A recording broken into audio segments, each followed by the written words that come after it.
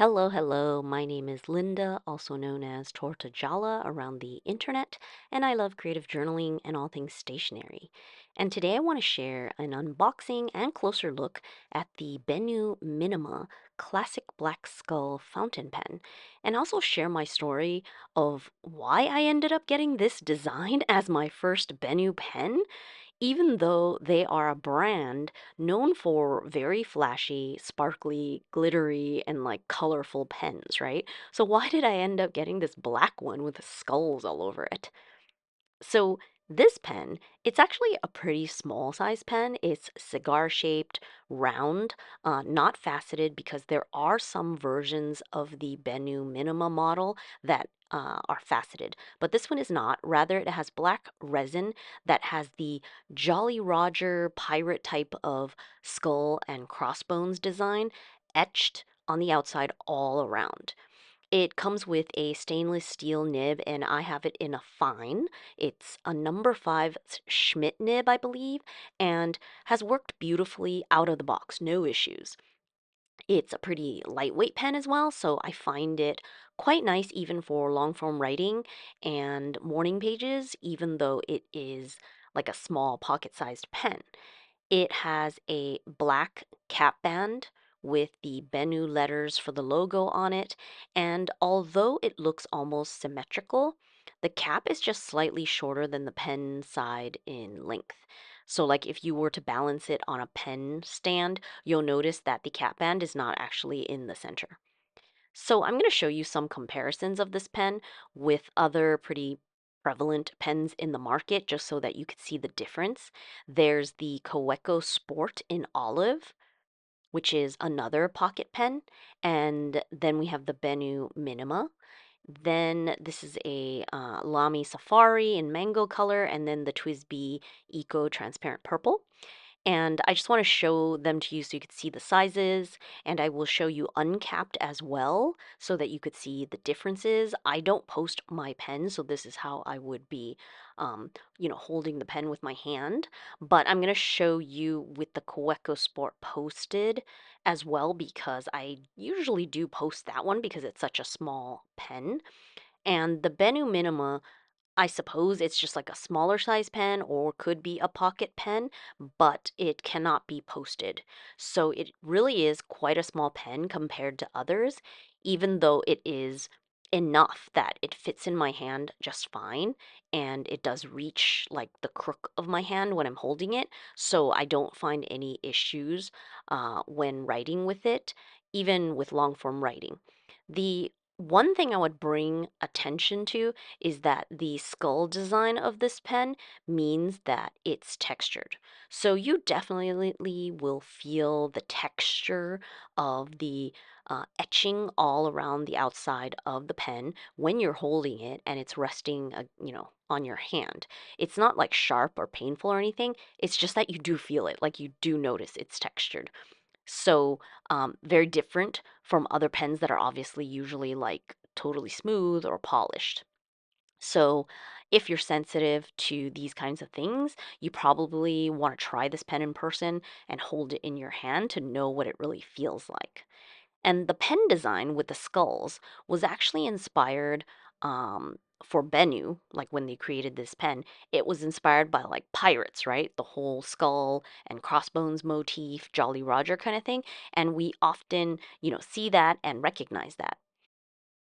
However, when I saw this pen, also because it has a matching skull like pen stand, I immediately attributed the whole design of this pen to the idea of Momento Mori.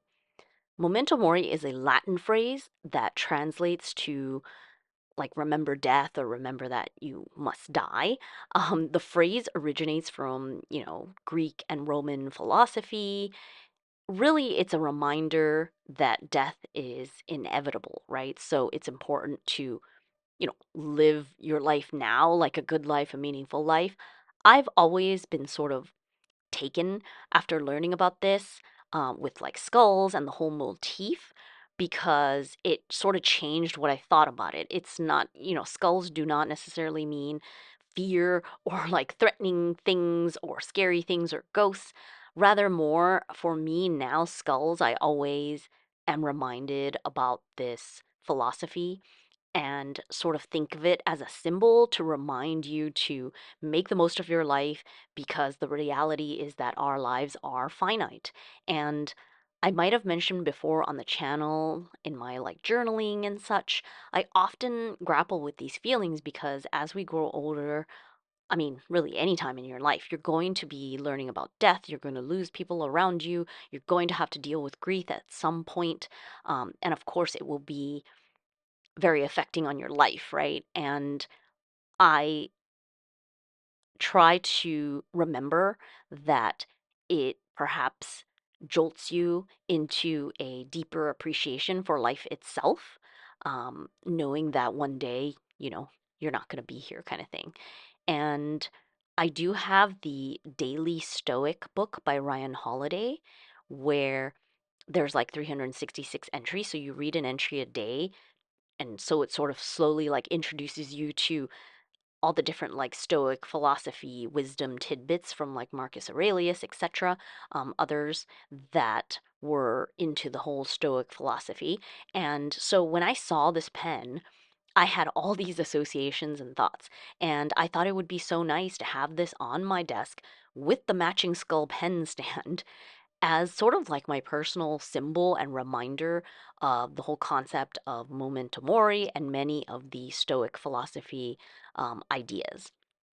And ultimately, just a reminder about living in the now and hopefully becoming more wise, happier, more resilient, just working on being a better person. So I've already gone through the entire book before, 365 days in 1 year, but I think I want to revisit it and also annotate more. I obviously don't have to go in order, but I could if I wanted to do it every year. And I want to put more notes into the book itself and almost like turning the book into my personal journal around these topics. When I was younger, I used to think like books had to be pristine and you could like never write in them. It just seemed wrong. But as the years have gone by, I realized that if you really want to use a book and, you know, get a lot out of it. Annotating means that perhaps you're absorbing more and working on it, and you can also add more information from your own research. So I really like that idea. All that to say, I've always been intrigued by the company Benu and their pens because they have so many designs that I love, all the color, the glitz. I want them all. But because I love so many different designs, I could not decide which one to get um, until I came upon this one. And this is not a new release or anything, it's from years ago. And I just decided that this would be my first, Benu. But I know it will not be my last. There have been so many new releases, and there's also many exclusives that they release only on their website, so you have to buy direct from them. Definitely go check out their benupens.com like website and take a look at everything if you want to see some eye candy.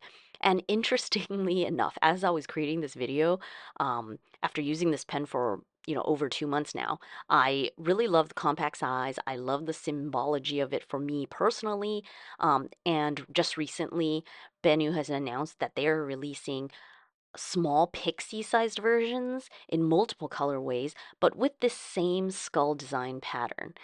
So I guess they're revisiting it. And as of right now, this particular version of the pen, this design from years ago, is also still available for their website. So maybe it makes you think of pirates, but for me, it is no longer that. It is all about Stoic philosophy, Memento Mori, and the whole, the pen and the skull stand that I also bought sits on my desk as a reminder to live my life to the fullest because we never know how much time we will have left. So, thank you so much for watching this video and listening to my little story of why I acquired this pen and pen stand. I really appreciate you being here. If you enjoyed the video, please hit the like button. And if you want to see more stationery videos, please subscribe to my channel. I wish you a very lovely day, and until next time, bye.